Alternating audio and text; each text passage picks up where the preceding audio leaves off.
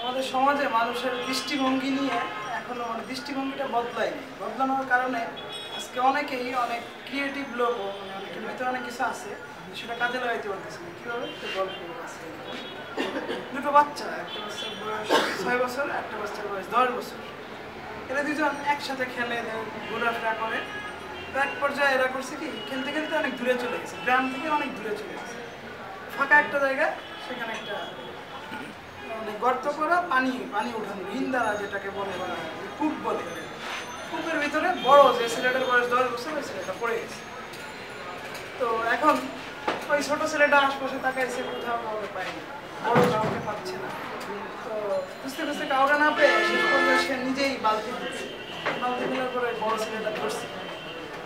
ধরার পরে ওর যত শক্তি আছে গায়ে, সব শক্তি দিয়ে ওই ছেলেটাকে টানতেছে। টানতে টানতে টানতে টানতে এক পর্যায়ে তোর বন্ধুকে বাঁচাইতে হবে, সেই সে টানতেছে। এক পর্যায়ে উঠাই দিচ্ছে। উঠানোর পরে দুজনের গলায় মিলছে, মিলে আনন্দ করতে করতে গ্রামে ফিরে আসছে। এসে সবাইকে বলতেছে যে ও আজকে এরকম পড়ে গেছিল আর আমি ওরা টাইনে উঠেছি। কিন্তু ও বলতেছে হ্যাঁ ও আজকে আমার বাঁচাইছে, কিন্তু গ্রামের কেউ ওদের কথা বিশ্বাস করতেছে না।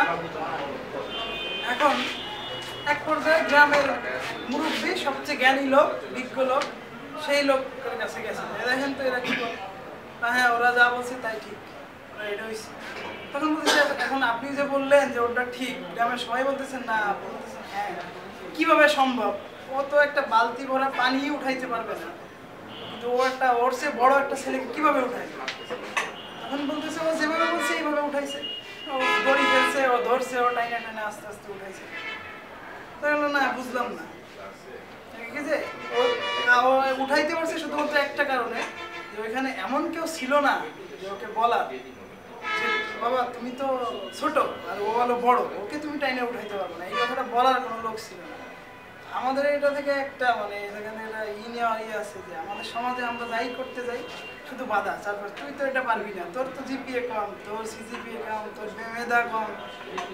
এই জন্যে আসলে সিজিপিএ, মেধা বা আমাদের চারপাশ থেকে শুধু মানুষ আমাদের বলতেছে হ্যাঁ তোমার দ্বারা এটা সম্ভব না, তুমি মিডিল ক্লাস, ও হায়ার ক্লাস, ওর সাথে তো তুমি পারবে না। আসলে এখানে আমাদের ক্লাস কোনো ফ্যাক্ট না, আমাদের কাজ করতে হবে এবং কারো কথায় কোনো কাজ কানে দেওয়া যাবে না, বড়দের কথাই কানে দেওয়া যাবে না, নিজের মতো করে করতে হবে। আমি মনে করি তাহলে সাকসেস হবে।